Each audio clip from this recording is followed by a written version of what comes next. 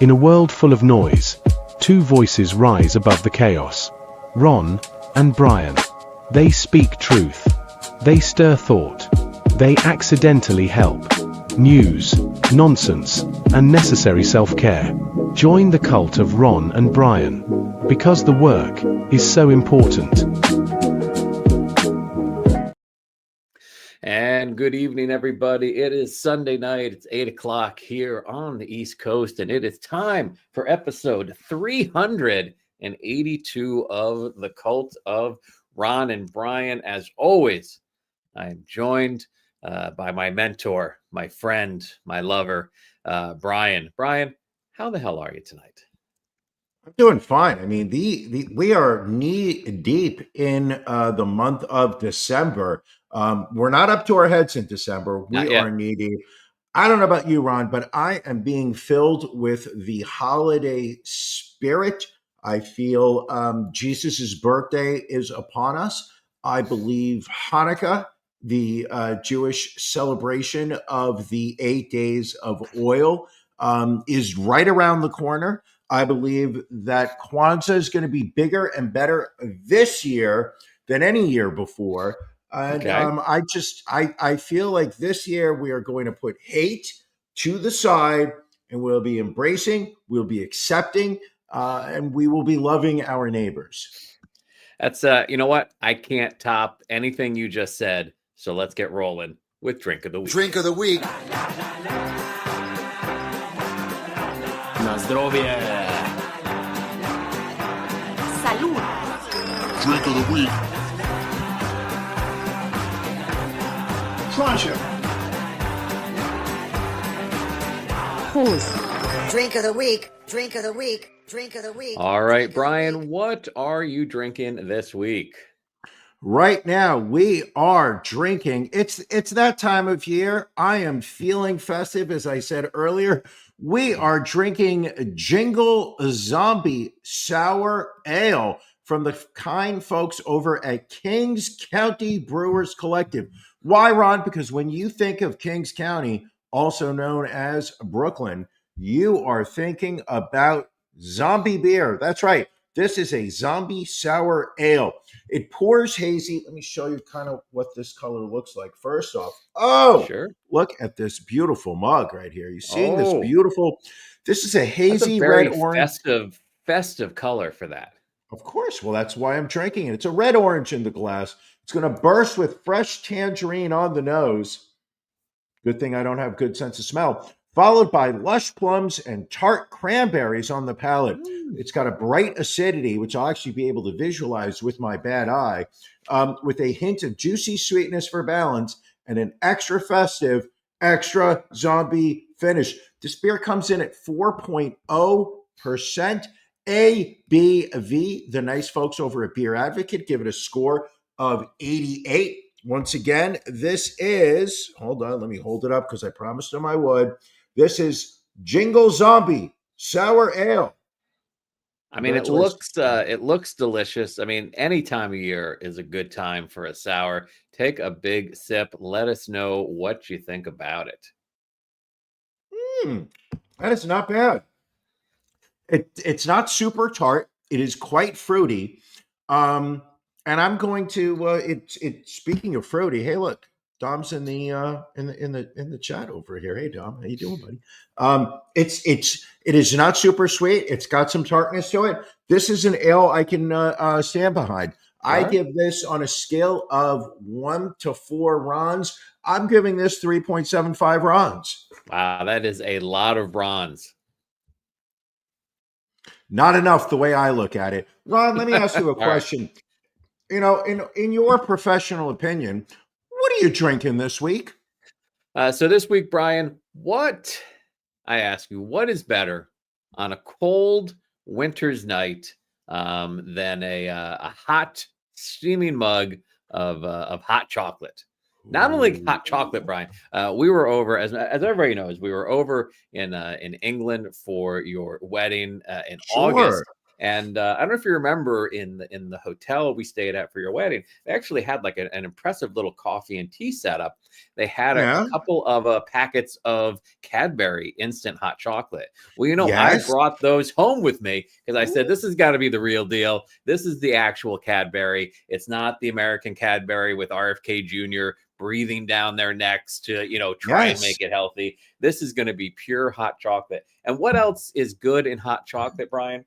Well, I'm breaking out the Faber candy cane vodka, as I did a couple of weeks back after we went to the Philly Christmas Village. This is from the good folks at Faber Distilling in Trombersville, PA. So I put a shot and then maybe a little extra pour of that candy cane vodka into my mug with my hot cocoa. Let's see here. Take a deep, because I will say the Cadbury from overseas. Oh my God! First of all, the UK Cadbury hot chocolate mix, significantly better than anything we have in this country. Correct. Period. End of story. And then you get that peppermint aftertaste from the candy cane vodka, and then you get that little taste of alcohol on your tongue. Oh, this is. That's delicious. I'm very pleased with that. Question: when you made the hot chocolate, were we making it with milk or water? Whole milk, Brian. Come on, we're not rookies around here. But I also know that you're incredibly bougie, so I was also wondering if there was possibly some almond milk or some oat milk, some breakfast milk. I find that the nut milks aren't good with the hot cocoa. Don't know why that is. I'm still a whole milk man. Of course. Look at that. Joe, furious. Jojo is furious in the comments below. Nobody told me to buy Cadbury powder. Did Joe not stay in the same hotel? Could she not have also taken the hot chocolate packets that I took home? I think that's probably because that fair lady over there is not as inherent thief the way you are. Listen, you pay a price for a hotel room. You take everything you can when you leave. Sure. Except the air conditioning, as there was none. You son of a bitch. All right. Hey, not my fault. Let's keep it rolling with Beef of the Week.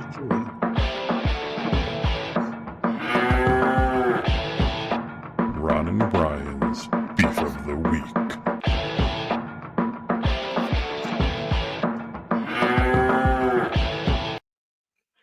Brian, what's bothering you this week? Amazon pissed me off this week, and I'll tell you why. There is nothing this time of year that upsets me more than seeing my lady, my queen, disappointed. Earlier, I believe it was this week. Was it this week? Yeah, I believe it was this week. We put up our Christmas tree. That's right. Not our holiday tree, not a holiday wreath. This is a Christmas tree, people. We put our Christmas tree up. The lady, as Ron, she is all about Christmas. She is a woman who is all about the holiday season. And about decor too. She's not just going to decorate. She's going to do it right. She's going to do it tastefully. It's going to match the vibe of the ivory tower. Exactly. And what kind of lights are you going to use if you need to match an ivory tower? You're going to use white lights. So what does she do? She takes out the lights from last year and she starts decorating the lights, and she says, oh no, this year we don't have enough white lights. We have run out of spools of white light. We need to order more. What does she do? She jumps onto Amazon, places an order for another reel of the same lights that we have on the tree. I don't know if you were aware of this. So you are team my white lights on my Christmas tree have to match. I'm on the team of, hey, white lights are white lights. Who's even going to notice? Who's looking? It could be anything. We're fine. Just put some white lights on. No. So she places an order for another set of white lights. Comes in from Amazon, gets delivered earlier this week. And what does she see when she opens up the box? Amazon has shipped us a roll of white lights that has already spooled outside of the box. Okay. And there's tinsel attached to it. You got a Somebody, motherfucking returned line of lights sent to you. not only that, but they had already draped it on their tree, realized for whatever reason, could be the lights didn't work, could be that they were defective in some of the way they flickered incorrectly than they were supposed to, rewrapped it back in the box, closed it improperly, returned it, sent it to Amazon, and then Amazon just simply turned it around and shipped it off to us at full price. Fuck you, Amazon. Jeff Bezos, you may die a brutal death because you disappointed my lady. Right now, we have a tree that is only 3/4 covered in white lights, does not have the top half. Mortifying. Good. So what do? We call Amazon. We say we need to place a replacement order. We need to return these. They're not going to get here for another 8 days. Christmas will be just about over by that point. This is outrageous. Amazon, you have ruined Christmas in the ivory tower. This will never be forgiven. Moving forward, exactly. We will be shopping at Target or Lowe's or Home Depot, but not Walmart because I cannot support the Waltons. That is my beef of the week, Ron. Did you ever maybe think about supporting small business and seeing if you could get the lights from a smaller local company? Oh, we did try some local places. Well, first off, the lights have to match. So right off the bat, it's a problem. But I will say we did go to some smaller shops. There were some stores, in the area, barren of Christmas decorations. It's all too late. It's too late to go shopping for that kind of stuff. They've all been at the stores. In Donald Trump's America, there's not enough Christmas lights to go around. Surprise. That's because we're not getting it all. That's because all of these ships are stuck in the port of Los Angeles. They're not, because of the tariffs, they're not emptying those containers. They're not shipping, all these imported goods from China are just stuck collecting dust because we cannot take them into this country without those just crisis-inducing tariffs. All right. Well, I'm sorry to hear that, Brian. That is, I will say, a legitimate beef of the week. Christmas is ruined. But they didn't even look to make sure, they didn't bother to unpack it. Well, they don't care. They don't care. Speaking of not caring, Ron, what's your beef of the week? My beef of the week, Brian, it's the entire season, Brian. I'm already tired of the cold weather. I'm tired of the holidays. As I've mentioned previously, it seems like this time of year is when people that don't leave their house for the other 11 months of the year, they're on the streets, they're driving, they're walking.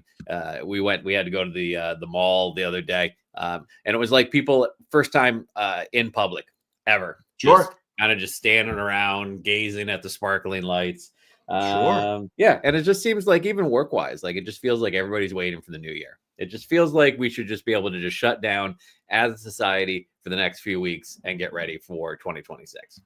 So, Ron, is that your way of saying bah humbug to your direct reports and the employees in your organization? Not at all. I send holiday wishes. You want to crush their holiday spirit by telling them, hey, give me 100% for the next 24 days of the year? You do not want any type of celebration. I send holiday wishes to everyone with the exception of you. So you said, let me guess, you sent that out as a company email with BCCing I said, to everybody. whom it may concern, happy holidays. You use ChatGPT to generate the language in that email. Am I correct? No, you would be incorrect in that. Now who's a liar? Interesting. All right, well, let's keep it moving on. We have our stories of the week. As everyone out there knows, these are the stories that we make sure we capture, we bring to the forefront of the show, and we make sure we include them. Brian, what is your story of the week this week? Ron, my story of the week is something very personal to me, and I take as a high compliment. We have talked multiple times throughout this year on a certain activity that I've become such a fan of, which is going through the We don't have to talk about that on the show. Matt, please go back to the podcast. I believe we're at a moment. That was supposed to be my inside voice. I got to work on that. So my apologies. Edit out at 14 minutes, 38 seconds when Ron announces that I like to be pegged. All right, let's go back into the show. 3, 2, 1. Ron, you know what's been bothering me? What's that? Brian, keep it together. Be professional here. I'm sorry, we're not even doing beef of the week anymore. We're doing story of the week. Oh yeah, now I remember. One of my favorite activities when I go to the supermarket. My supermarket does not have cash registers. They do not have cashiers. We have self-service scanners. Sure. We as the customers. So what do I like to do? If I'm buying 5 things, I like to scan 4. If I'm buying 8 things, I'll scan 6 or 7. But apparently, according to a report that was just released this week by the kind people over at Lending Tree, rich Americans who live in households making upwards of $100,000 a year are twice as likely as poverty-stricken shoppers to steal from self-checkouts. A sizable 40% of six-figure earners admitted to deliberately not scanning an item at a store, more than double the 17% of Americans making $30,000 or less who say they have done the same thing. 27% of people in households earning between 50 and 100,000 reported that they had purposely taken something without scanning it, which basically means that this is high equity value behavior that I am partaking in. This is a way for me to let the people know I'm not poor. Why? Because when I go to the self-checkout over here, I like to not scan all my items. I take this as confirmation, Ron, that I'm better than most people. Well, that's interesting. I mean, it's sad to feel you want to game the system. Also, we should not let people know, like when you go to like a giant food store, when you use self-checkout, you scan an item and you set it down in the bagging area. If you wait till the little finish and pay icon lights back up, you can actually take that item off of the shelf and the system doesn't know it. So you could, in theory, get 5 cans of something and then just ring it up once and then just set it down and then just move it away. And people don't know. You're just sticking it to the man. Definitely don't want it. Well, you're sticking it to the giant. You definitely don't want to do that, people. Are you encouraging people to not steal from these mega corporations? Well, I guess you're supporting, you're supporting Amazon, you're supporting Jeff Bezos. You're not really supporting the little man anymore. So it's sad, but it is what it is. Actually, Jeff Bezos is a little man. If you've seen him out in public, he's probably about 5'7", which is about your height, right? I'm like Paul Bunyan. I'm like 6'8" right here. You're 6/8 of a man. Anyway, Ron, what is your story of the week? So, Brian, apparently the internet has run out of sane challenges because we have moved past ice baths and waking up at 4 a.m. to impress strangers. Now we've got influencers doing performance art with their own mortality. Enter Dmitry Nuyanzin, something along those lines. He is a Russian Nuyanzin. He is a Russian fitness coach who decided the best way to prove anyone can lose weight was to intentionally gain 55 pounds by eating like a raccoon that broke into a Costco. His scientific method, Brian, breakfast was pastries and cake. Lunch would be 2 pounds of dumplings covered in mayonnaise. Dinner would be a burger and 2 pizzas, because 1 pizza is moderation, Brian, and moderation is for cowards. You're not snacks, put that weight basically anything that was within arm's reach, he was snacking on throughout the day. He was pounding down 10,000 calories a day. By mid-November, he proudly announced that he had hit 105 kilograms, which is influencer speak for all of my organs are filing HR complaints. His final Instagram video, He's lounging, he's eating chips, and casually mentioning that he feels, quote, uncomfortable. The next day, he canceled training sessions, saying he felt unwell, planned to see a doctor, and tragically passed away from what locals are calling heart failure. Really? Another nutritionist chimed in that 10,000 calories of fast foods isn't just a lot. It is, quote, a statistical attempt to speed run your own autopsy. We're talking sodium overload, heart rhythm issues, pancreatitis, the works. The kind of symptoms you'd expect if you try to eat the entire Cheesecake Factory menu in one sitting. So, Brian, a little note to us as we enter into the holiday season: don't try and put down 10,000 calories a day, or you will end up like poor Dimitri here. I apologize if you said it. How long did he say he was going? He was living this lifestyle So of he putting down lived that this. kind of calories for how long? I believe it was roughly a month. It took for him Jesus. to eat. So it was basically a month straight that he ate and put on 55 pounds in a little over 30 days. So that is obviously not something that you want to do. Oh, that is so disgusting. Yet those people on my 600-pound lives are taking that kind of calorie intake daily and For seem me, to be doing fine. yeah. Oh, Well, let's we that is have almost disturbing. forgotten this last segment, the last couple of shows. So let's get it out of the way early on. Let's talk about our NFL locks of the week.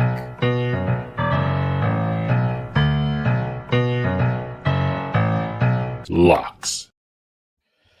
Brian, I don't know why I doubt you. You were looking at that Buffalo Cincinnati game. You said this is going to be a lot more competitive than anyone else might think because of Joe Burrow being back. You took Cincinnati plus 6.5, just enough to cover. Buffalo winning by 5, 39-34. And you said Chicago Bears are not the team to beat. It is the Green Bay Packers that are the better team. You said, give me Green Bay -6 against Chicago. Sure enough, a very close cover there, but still a cover as Green Bay wins by 7, 28-21.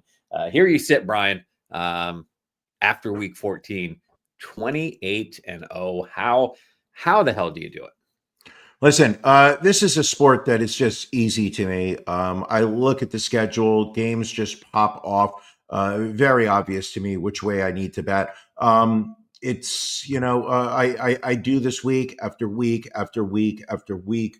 The only thing that is holding me back from being able to declare myself better is the fact that I'm competing against you, and you also delivered a 2-0 week this week. 14 straight weeks of going 2-0, Ron. How on earth do you do it? Last week, you saw the Browns laying 3.5 over the Titans. You said brown is the color of shit, and that is what I think of that line. You said, give me the underdog. Titans don't even need the points. They win outright 31-29. Also, a lopsided game that you sat there and said, put on all your winnings, your savings, your life goals, your liquidate all of your the above. crypto, sell your gold bonds. Seahawks -7.5 over the Falcons. Atlanta looks terrible this year. Seahawks win 37-9. Ron, you went 2-0 for the 14th week this year. How on earth are you doing it? You know what? It's the pressure that you give me to remain perfect. Progression and perfection is how I look at it each and every week. Who do you have next week, Ron? Next week, I think the Bears bounce back against those Cleveland Browns. Give me Chicago -7, and then Commanders going into New York. I like them on the road -2.5 versus the Giants, who are literally playing for nothing at this point. Brian, who do you like? Yes.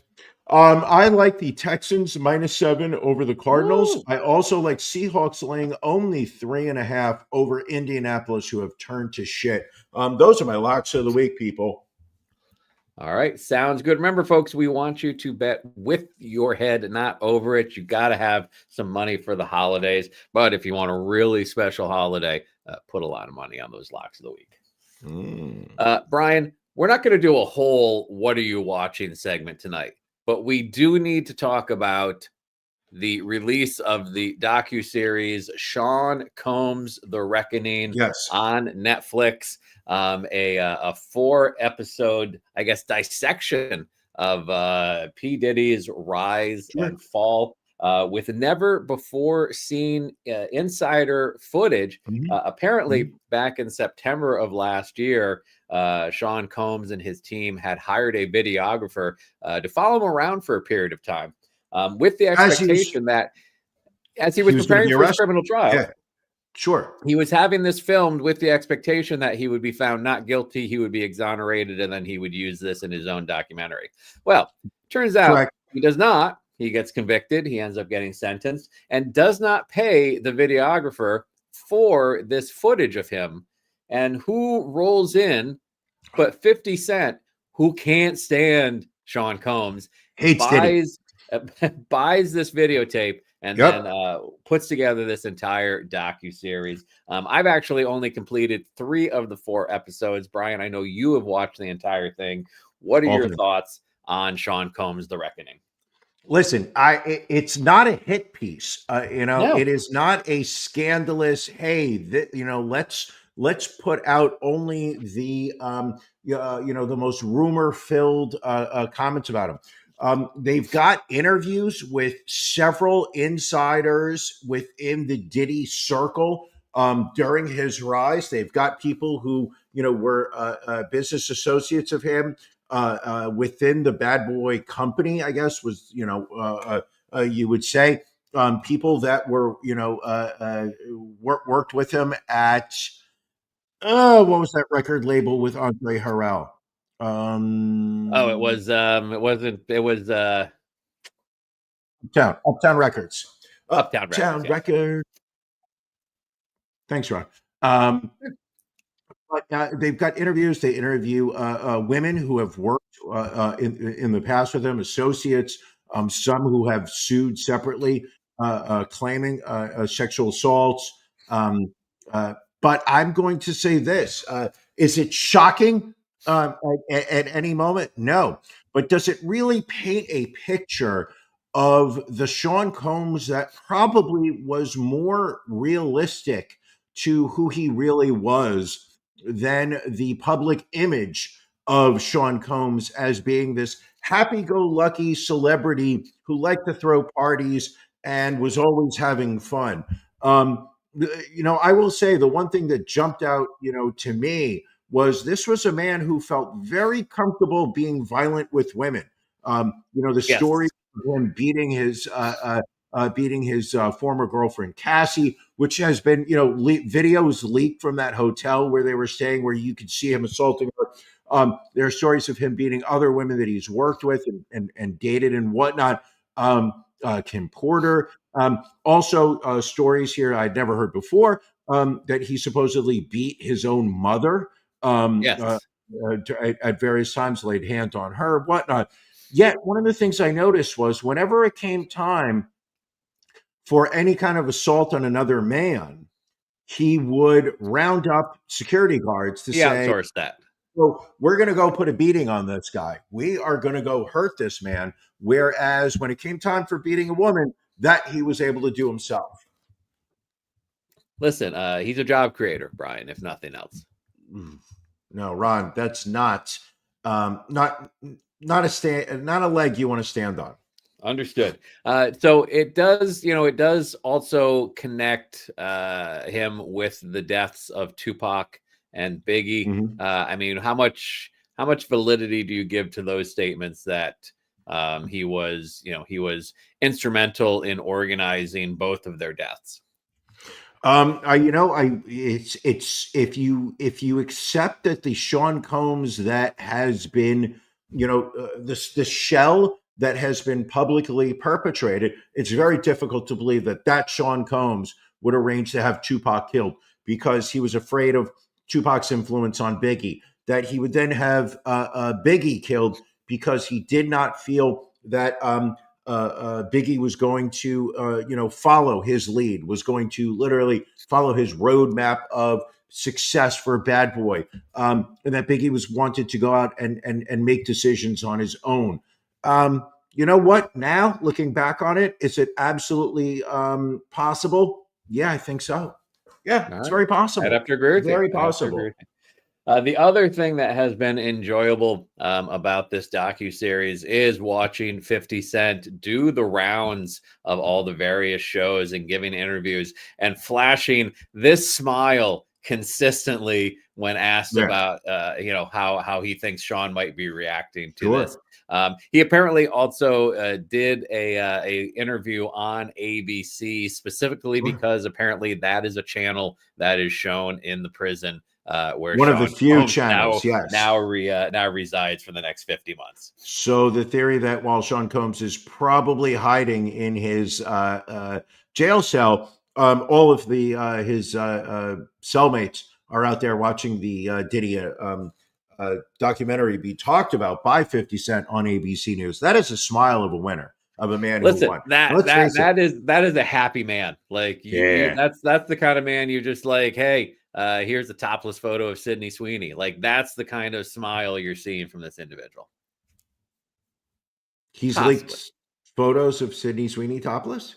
No, he has not. I was using that Oh, as an allegory, Brian. I was gonna go search the dark web, Ron. You're gonna do that anyway. Let's admit it.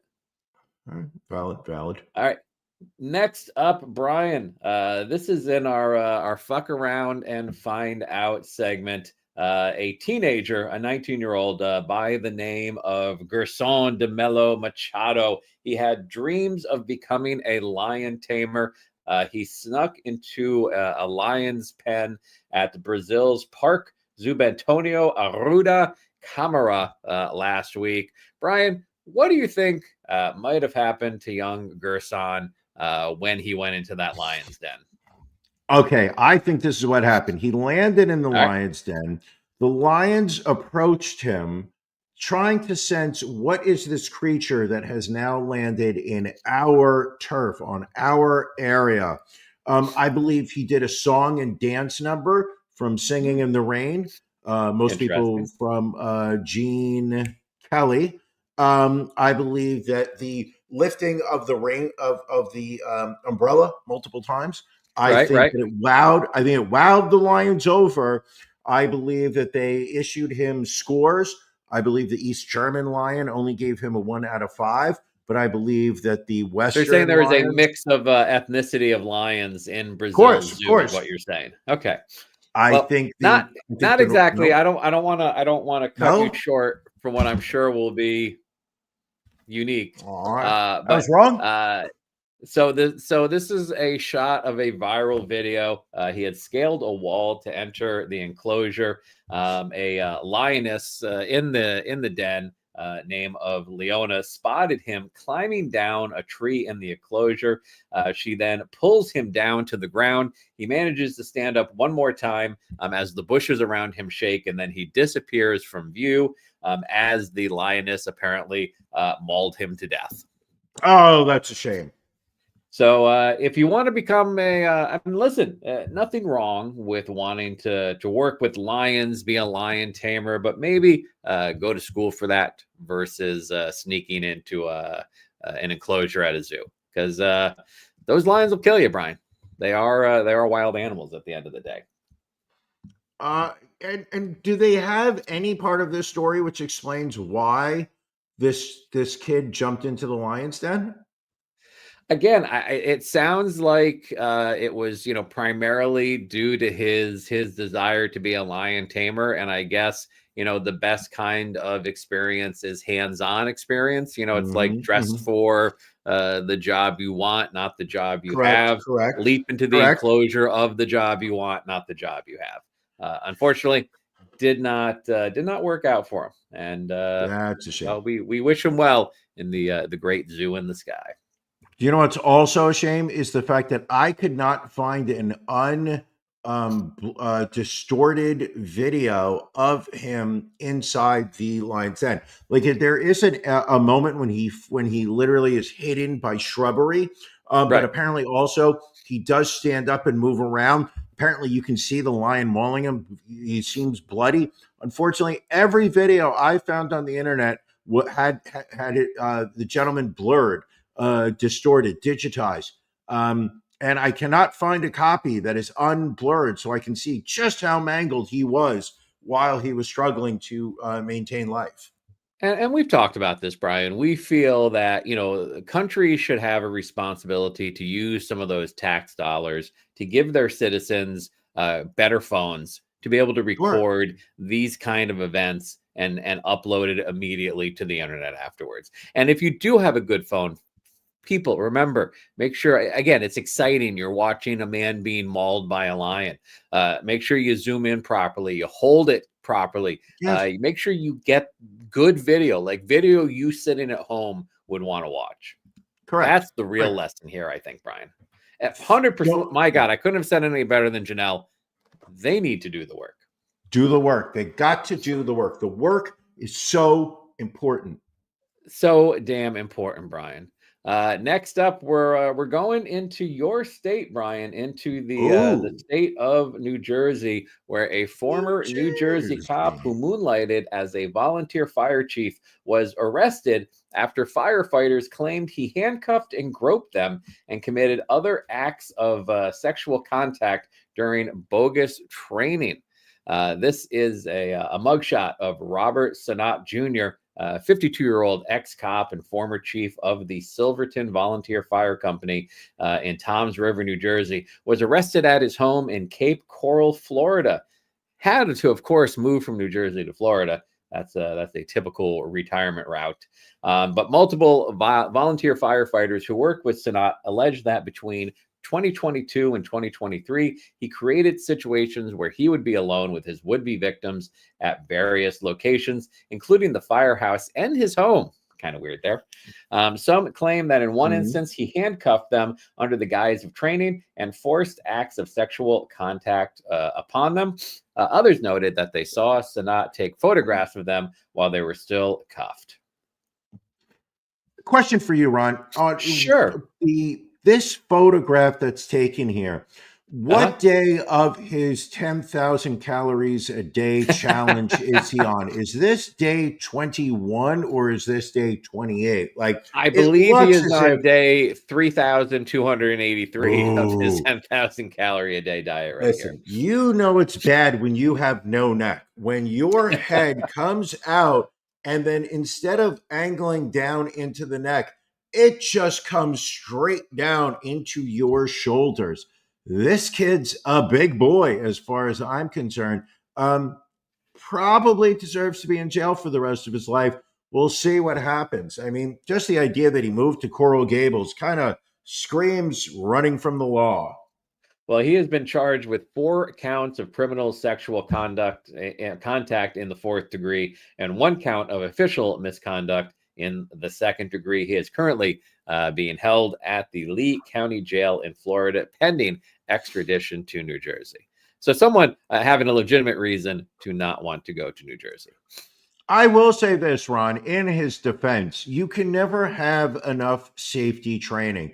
And sometimes that safety training is not necessarily OSHA approved. Sometimes it's not conventional training. Sometimes you have to sit there and put people into situations where they've not prepared themselves mentally for. Now, a firefighter is, they have practiced. What do I do when I walk into a building that's on fire? They've practiced that. Have they practiced? How do I protect my genitalia when my arms are handcuffed behind my back? If they've not practiced that, this man is providing them a great service. Perhaps you should work for his defense team, Brian. You seem to have some excuses already lined up for him. I would like to volunteer to be his training buddy. All right. Well, I'm proud of you. That's growth. That's growth on your part.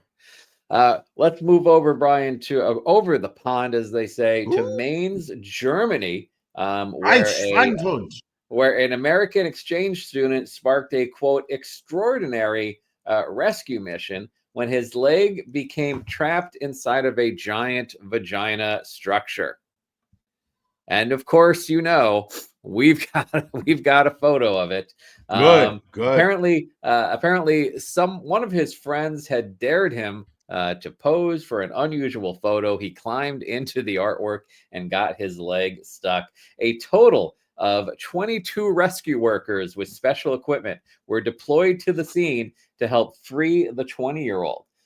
They were able to pull him out with their bare hands after 30 minutes. This 6-foot replica of female genitalia was installed 13 years ago outside the microbiology and virology department of the city's university clinic. Brian, would you like to take a guess as to how much that piece of artwork is worth?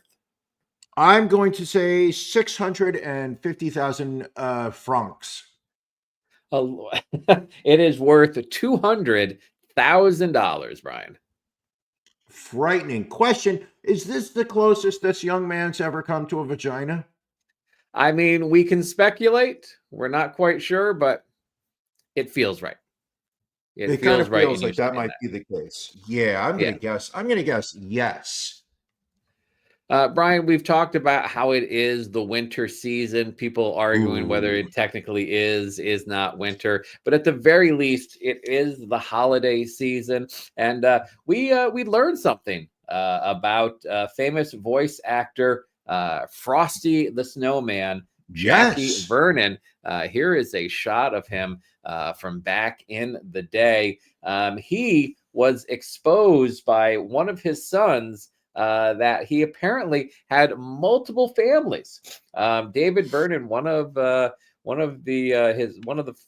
couple's 3 kids, went on a radio show back on November 30th, which shocking. I didn't realize there were still radio shows, Brian.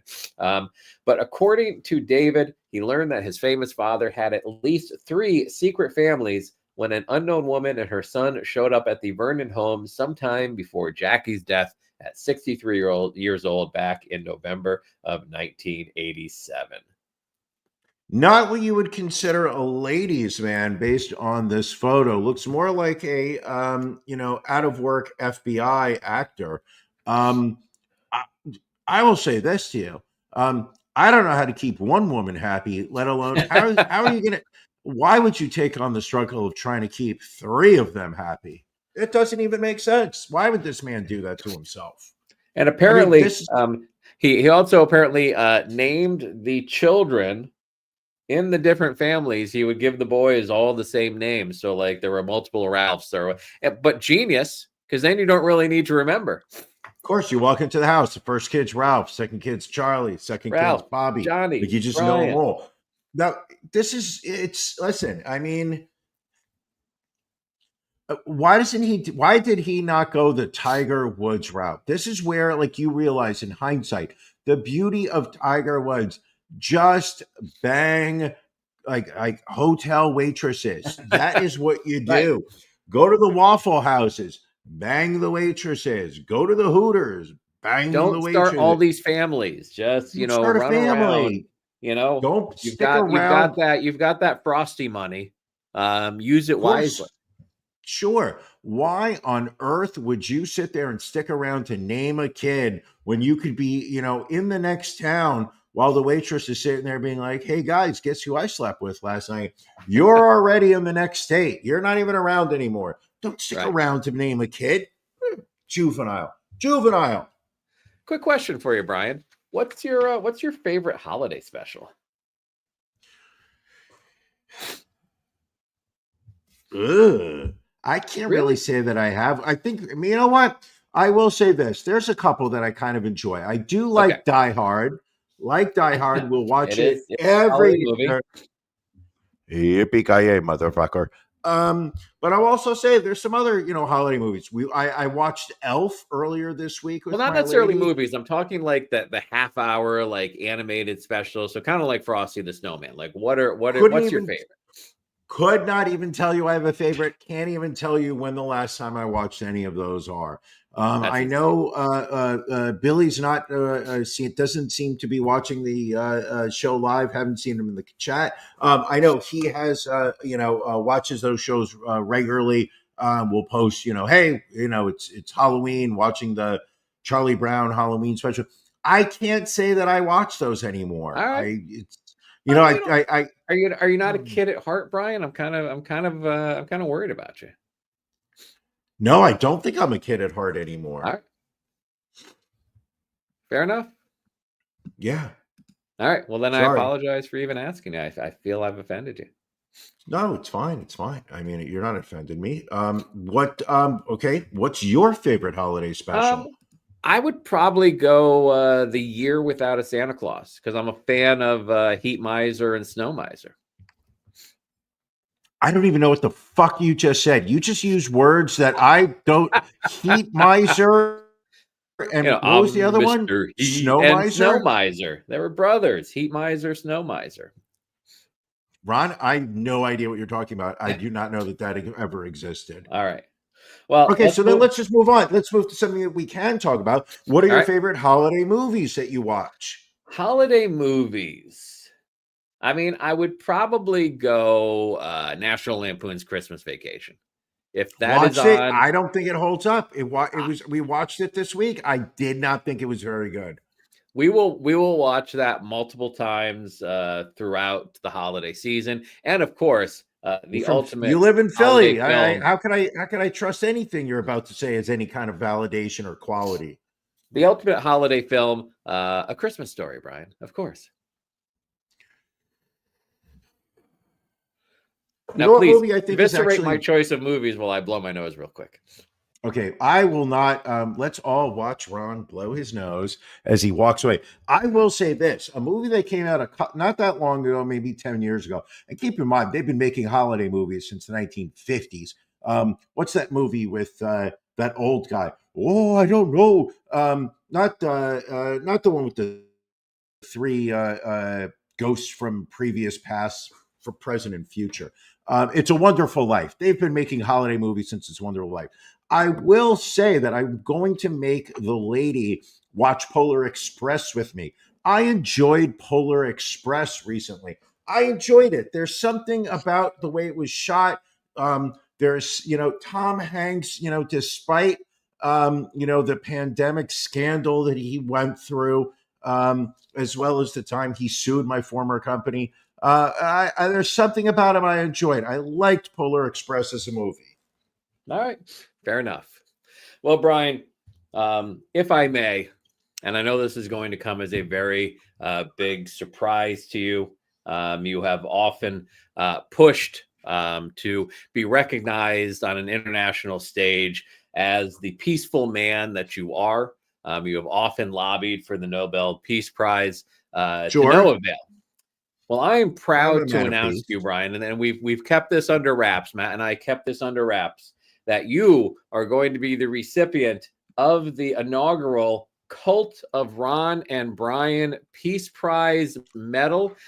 We have it up here on the screen. It is in the process of being made as we speak. So, ladies, gentlemen, acolytes, and those who came here thinking this was a timeshare presentation, tonight we present the very first Cult of Ron and Brian Peace Prize, an honor recognizing the individual who has done the absolute most to promote peace, unity, and emotional stability within the cult.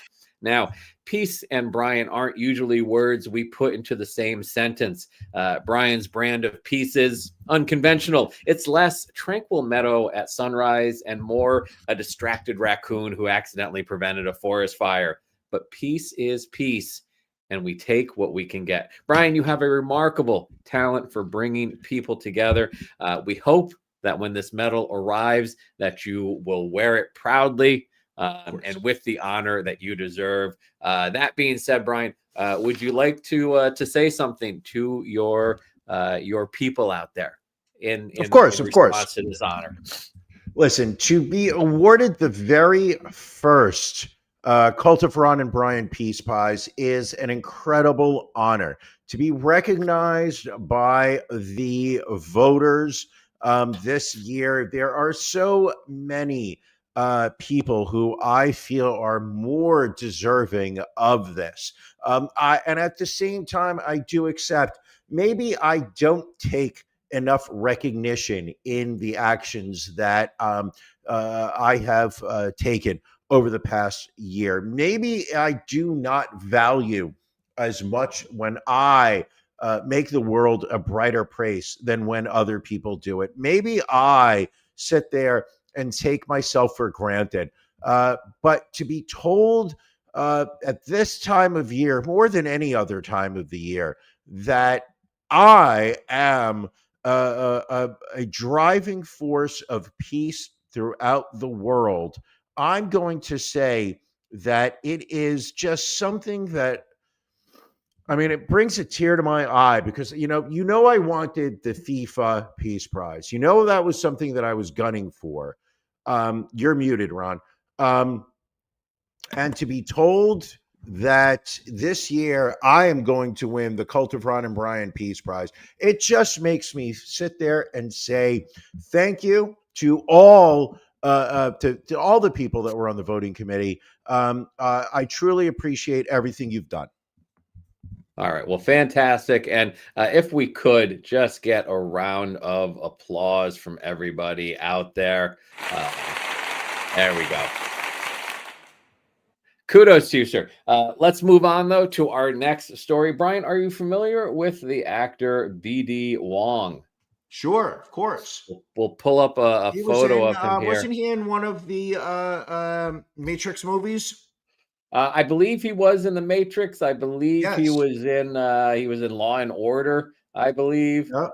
So he recently issued a lengthy apology on Threads after he commented on a post from Mike Holston.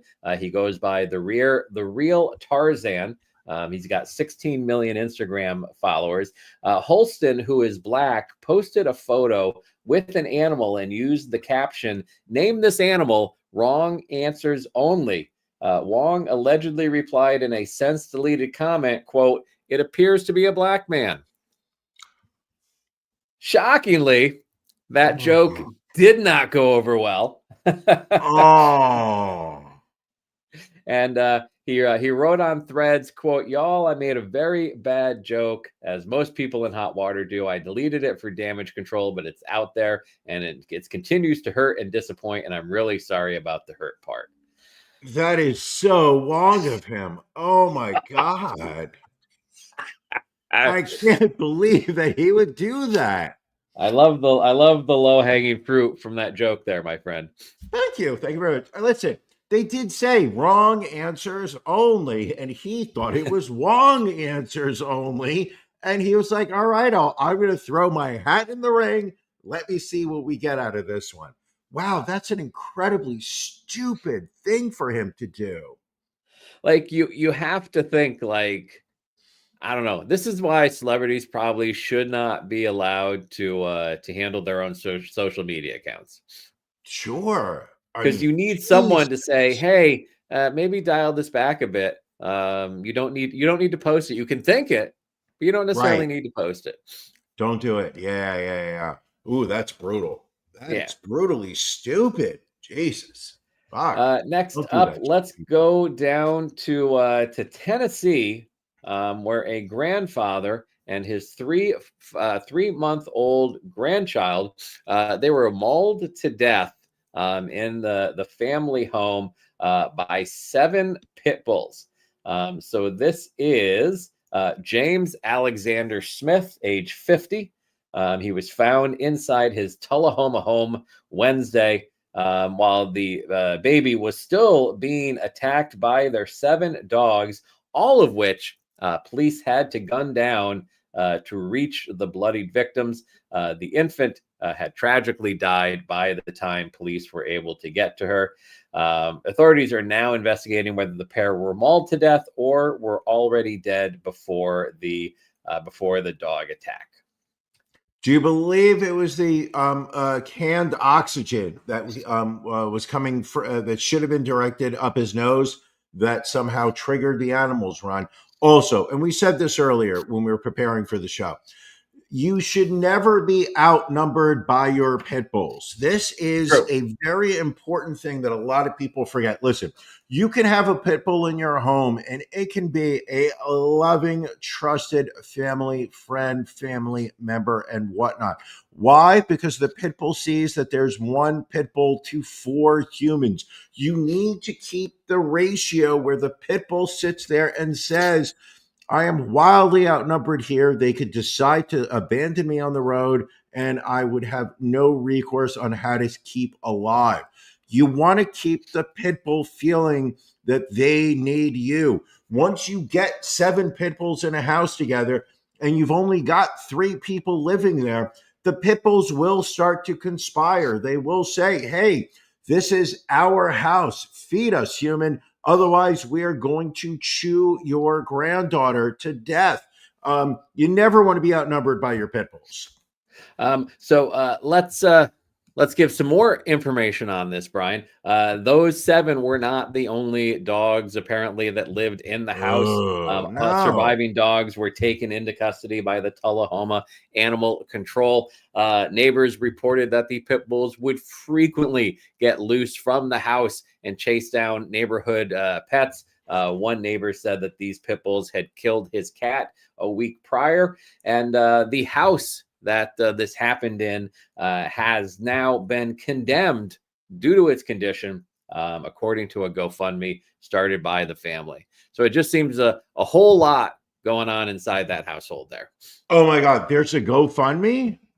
I was not able to find the GoFundMe, but apparently the family has started a GoFundMe, which is unusual because normally New York Post will link right to the GoFundMe. So I'm not exactly sure why they left that out in this case.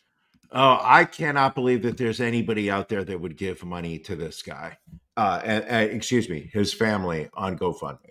I just cannot imagine it. No, fucking idiot. Why on earth would you do that? It's listen, people give money for the wildest things. Although, would you like a heartwarming story, Brian? Because I feel we've done a lot of negative stories. Well, I guess it's somewhat heartwarming, somewhat indicative of the challenges that we have in this country. But Sure. you're a TikToker. You're a man who will get on the talk from time to time. Did you see the story of this 88-year-old veteran that had to go back to work after his pension was lost? He had worked for General Motors. After they declared bankruptcy, his pension went away. Did you see that video at all? Yeah, that and you know what? That infuriated me. That infuriated me. And I keep you tell the story and I'll explain why it made me angry. All right, so this is a photo of Ed Bombas. He lives in, I think it was Michigan, was it? Yeah, he works at a Michigan Meijer store, a supermarket out there. He's 88 years old, and the reason he went viral is Australian influencer Samuel Wiedenhofer met him at the grocery store in Brighton where he works. He explained how he has been forced to work full-time as a cashier to make ends meet after losing his monthly pension benefits, and his wife, whose medical expenses left him financially strained. So he had retired, thought he had a pension, then General Motors declares bankruptcy. His pension goes away. Gone. He ended up he got a lump sum payment, but this is back in 2012. He got a $300,000 lump sum payment, which is tax and everything else. They took away his health care and reduced his life insurance down to $10,000. After his wife Joan died 7 years ago, he had no choice but to go back to working a 40-hour work week.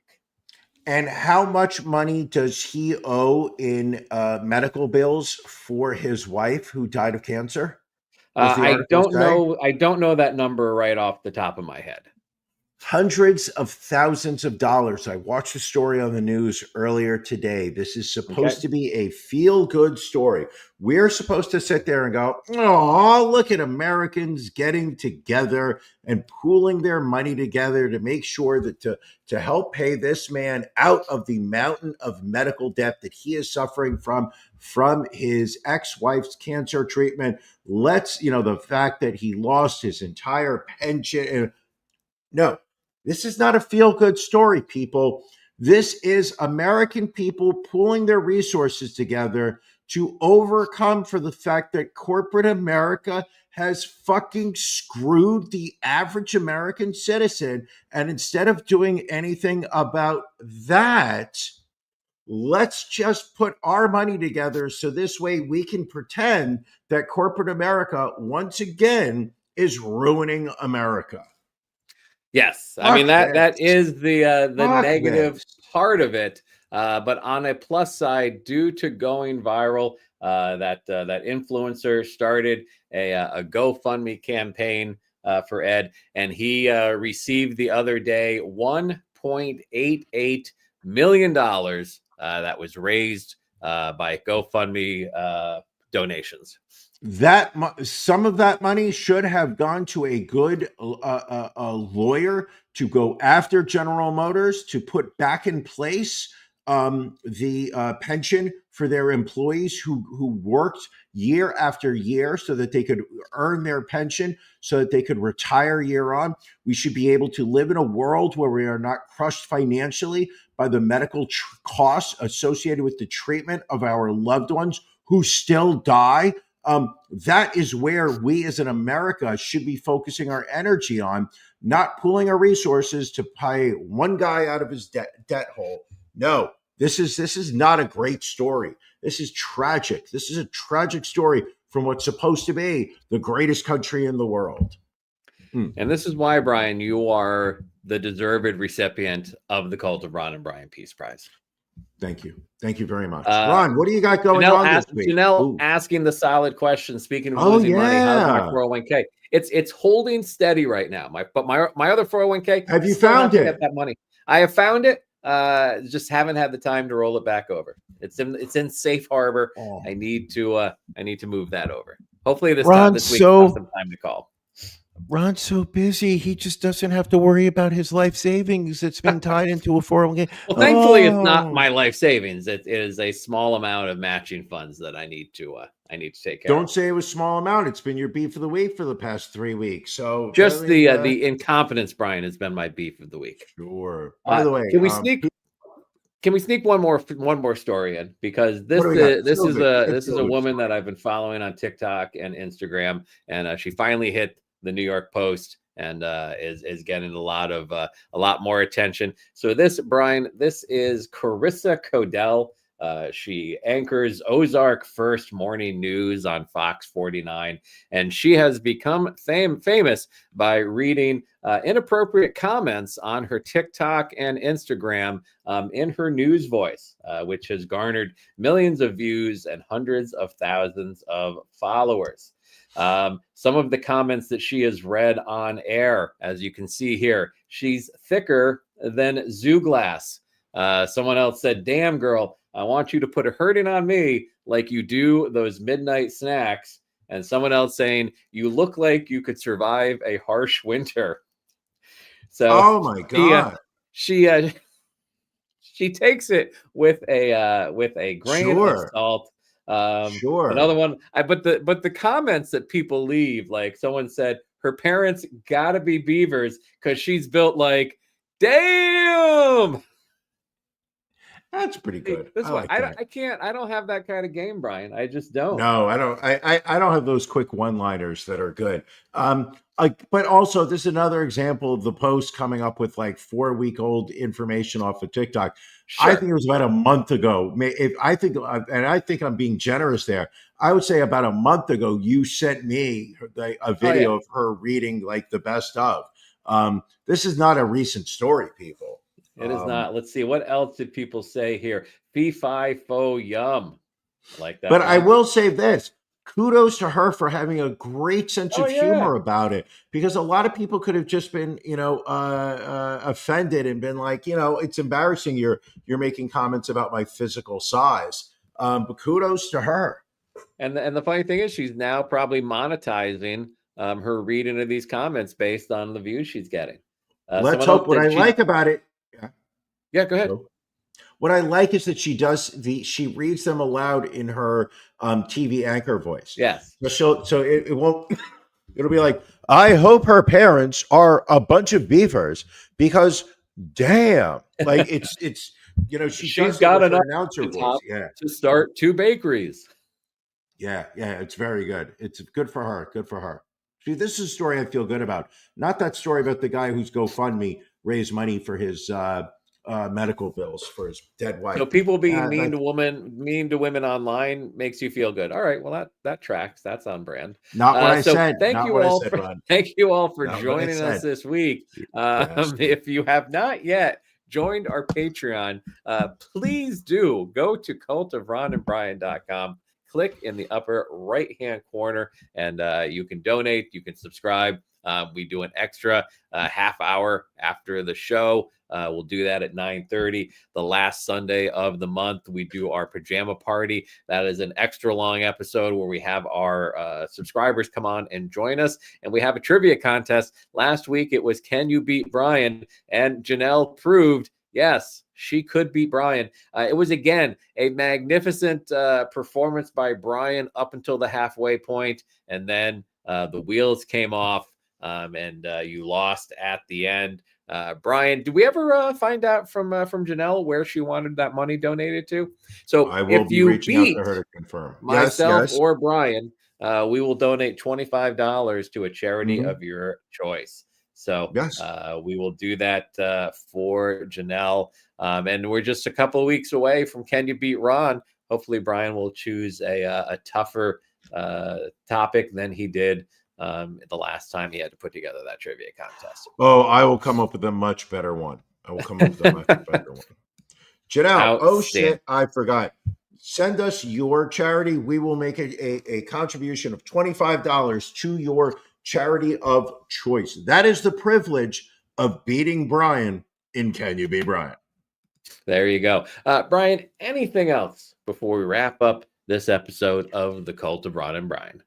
Absolutely nothing. Another great episode. This was episode 382. They said it would never happen, but they thought we couldn't get here. Ron, 382 episodes. Congratulations to you. I think at some point we're going to have to start thinking about episode 400 and what we can do for that to really, really represent, just how special that episode is for us. All right, we'll get to work on that. Well, thank you all for joining us. Stay warm, stay safe, and be good to one another. And we will catch you all next week. Thank you for joining us for the latest episode of The Cult of Ron and Brian. A non-tax deductible contribution can be made by subscribing to our Patreon. Visit cultofronandbrian.com and click on Become a Patron. We'll see you again next week.